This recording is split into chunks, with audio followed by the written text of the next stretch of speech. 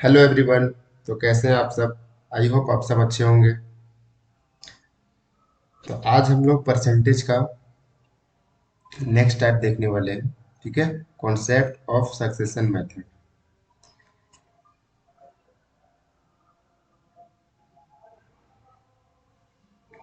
तो यहाँ तक हम मान के चलते हैं कि आप लोगों ने अभी तक हम जितना बताए हैं, ठीक है, वो सारा चीज़ रिवाइज कर लिए होंगे। ठीक है, तो आगे चलें और इस मेथड को समझते हैं कि ये क्या होता है।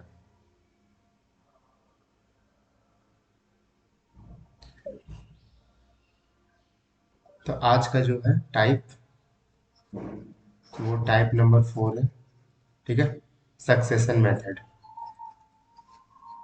जिसको आप सक्सेसिव भी बोलते हो।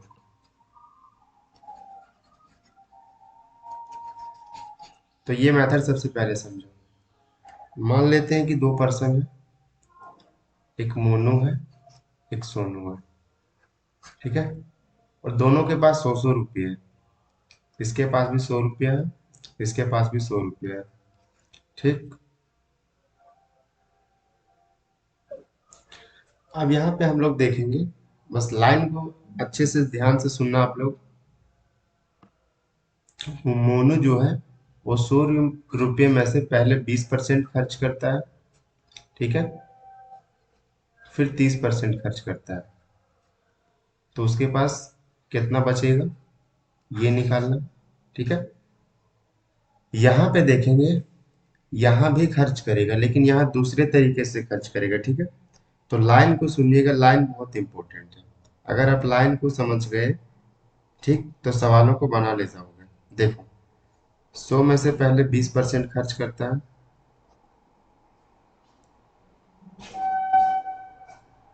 इसको ऐसे लिख देते हैं।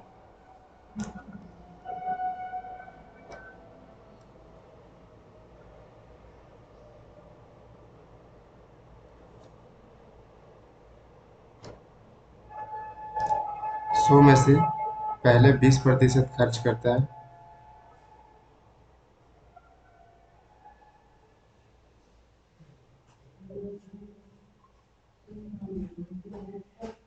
उसके बाद बचा हुआ का रिमेनिंग,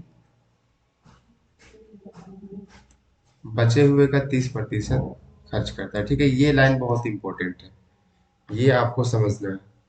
यहाँ डायरेक्ट बोल दिया है कि 20% खर्च करता है, फिर 30% खर्च करता है। ठीक है, इसमें बचा का कोई रोल नहीं है। लेकिन यहाँ बोल रहा है कि पहले वो 20% खर्च करता है, फिर बचे हुए का 30% खर्च करता है। ठीक है, तो ये लाइन बड़ा इंपॉर्टेंट है, ये ध्यान में रखना। ठीक, तो यहाँ देखते हैं कि अगर पहले वो 20% खर्च करेगा, फिर 30%, यानी अगर बोले तो 20 और 30 50% खर्च कर देगा। ठीक है,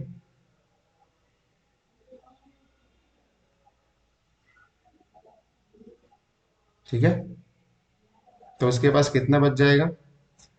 तो कोई भी चीज़ अपने आप में 100% होता है। ठीक है, उसमें से अगर ये 50% खर्च कर दिए तो उसके पास कितना बचा? 50। ठीक, समझ गए इस बात को? लेकिन यहाँ पे ये फंडा नहीं है। ठीक है, इसको अब समझते हैं हम लोग। नेक्स्ट पेज पे देख लेते हैं। 100 में से पहले 20% खर्च किया।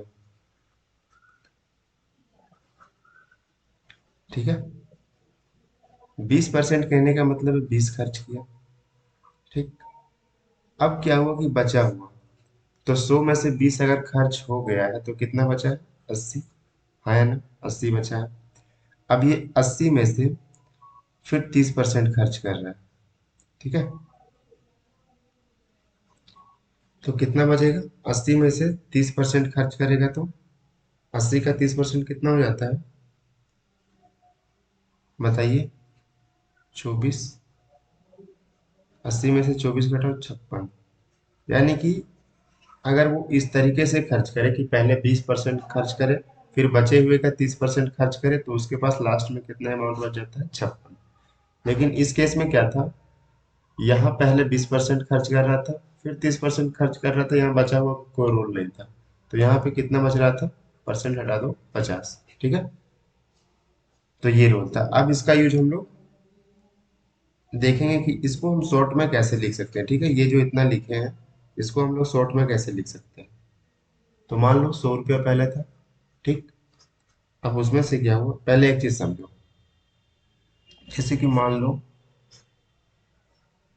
ये कोई बर्तन है। ठीक है, इसमें आधा पार्ट जो है भरा हुआ है। ठीक, आधा पार्ट भरा हुआ है, तो इसका कहने का दो मतलब है। एक तो आपको पता है कि आधा पार्ट भरा हुआ है, लेकिन दूसरे तरीके से अगर आप बोलो तो इसका ये भी मतलब है कि आधा खाली है। तो आपको दोनों तरीके पता होना चाहिए। जैसे अगर हम आपसे बोले कि 20% किसी भी बोतल में भरा है कोई चीज, तो आप बोलोगे 20% भरा है यानी 80% खाली होगा। ऐसा अगर हम बोले कि अगर 60% खाली है, इसका मतलब ये भी हो सकता है कि 40% भरा है। तो दोनों तरीके से आपको समझना है। ठीक है, कि अगर 20% खाली है तो 80% भरा है, या फिर उल्टा, अगर 80% भरा है तो 20% खाली है। ठीक है, दोनों तरीके से आपको समझना है। तो यहाँ पे क्या हुआ कि जब भी ऐसा सवाल आए तो रिमेनिंग पार्ट जब भी ऑप्शन में, मतलब सवाल में जब भी आए कि बचा हुआ, तो बचा हुआ में क्या करेंगे हम लोग, जैसे 20% खर्च किया तो बचा कितना, तो 20 को हटा दो, 80%, यानी उसका बचा हुआ पार्ट लिखना है। ठीक है, तो 100 का 80%, 80% कितना होता है, 4/5। अब ये आ गया बचा हुआ अमाउंट। अब ये बचे हुए अमाउंट का फिर 30% खर्च करता है। ठीक है, तो बचता कितना है, 70%, यानी कि 7/10। तो ये फाइनल उसके पास बचा। ठीक, कट कर लेते हैं। 50 दूना 100, तो दो चौका 8, 8 सत्ते 56। तो जो हम लोग इतना कैलकुलेट करके जो निकाले एक एक करके, तो वो हम लोग डायरेक्ट ऐसे कर सकते हैं। ठीक है, बस रिमेनिंग पार्ट आपको लिखना है। जैसे अगर हम बोले 20% खर्च किए, यानी कि आप डायरेक्ट लिखो कि 80% बचा। अगर हम आपसे बोले कि 50% खर्च किया, तो आप डायरेक्ट बोलो कि 50% बचा। ठीक है, हाँ या ना। अब इसी मेथड का अप्लाई हम लोग सवाल में करेंगे। सवाल में देखो कैसे अप्लाई होता है। ठीक, सवाल पढ़िए पहले। एक आदमी को अपने पैसे का 20% नुकसान होता है। शेष का 25% खर्च करने के बाद उसके पास 480 रुपये बचे हैं। उसके पास मूल रूप से कितनी धनराशि थी। देखो, सेकेंड मेथड से हम लोग देखेंगे। ठीक है, जैसे अभी देखे थे, क्योंकि सवाल में बोला बचा हुआ पार्ट का यूज करना है, तो दूसरा मेथड देखेंगे। देखो, उसके पास मूल रूप से कितनी राशि थी। मान लेते हैं कि वो जो राशि है वो एक्स है। ठीक है, एक्स का कोई वैल्यू नहीं होता, बट एक्स मान लेते हैं। ठीक है, अब इसमें क्या हुआ, 20% का नुकसान हुआ। देखो, अब 20% का नुकसान हुआ यानी उसके पास बचा कितना है, 80%। ठीक है, बचा हुआ पार्ट हमेशा लिखना, ये ध्यान में रखना, बचा हुआ पार्ट। तो 20% का नुकसान हुआ यानी 80%। अब 80% को आप कैसे लिखा हुआ, तो 80% का मतलब 4/5। ये आपका रिमेनिंग पार्ट आया, बचा हुआ पार्ट। अब बोला है शेष का 25%, यानी ये जो भी अमाउंट है ये शेष है। इसका 25% खर्च करने के बाद उसके पास कितना बचता है, 480, यानी फिर से बचा हुआ पार्ट लिखना है। ठीक है, तो 25% अगर खर्च कर देता है तो उसके पास कितना बचता है, 75%। 75% कहने का मतलब है 3/4। ठीक है, अब ये कितना बच जाता है, 480। ठीक, अब यहाँ से हम लोग कट कर लेते हैं। 4×3 = 12, 12×4 = 48। ठीक है, तो 5×4 = 20। अब 20 चौक कितना हो जाएगा, 80, एक जीरो लगा देंगे, यानी एक्स का वैल्यू कितना आ गया, 800। ठीक है, अब नेक्स्ट देखते हैं। अगला सवाल देखिए, एक व्यक्ति मासिक वेतन का 30% किराए पर, शेष का 25% भोजन पर, शेष का 20% बच्चों की शिक्षा पर, और शेष का 14 सही 2/7% बिजली पर, और शेष 1080 रुपये शेष वस्तुओं पर खर्च करता है। यहाँ भी सेम वही टाइप है। ठीक है, सिर्फ बचा हुआ पार्ट लिखना है। तो मान लेते हैं उसके पास जो वेतन था, मासिक वेतन, वो एक्स है। ठीक, तो 30% किराए पे खर्च किया तो कितना बचा, 70%। उसके बाद फिर 25% भोजन पर खर्च किए तो कितना बचा, 75%। बस बचा हुआ पार्ट का फ्रैक्शन में लिखते जा रहा हूँ, कुछ नहीं। शेष का 20% बच्चों की शिक्षा पर, यानी बचता कितना, 80%, यानी कि 4/5। और शेष का 14 सही 2/7% बिजली पर। अब बोलोगे सर 14 सही 2/7% का मतलब कितना होता है, 1/7, यानी सात, सात में से एक पार्ट खर्च करता है, तो बचता कितना है, 6/7। ठीक है, और ये बोला है लास्ट में बचा कितना है, 1080। इसको 1080 के बराबर कर देंगे। ठीक है, अब यहाँ से जो जो कटता है काटते हैं। 7 से ये 7 को खत्म करो, 4 से ये 4 को खत्म करो, 6×3 = 18। ठीक है।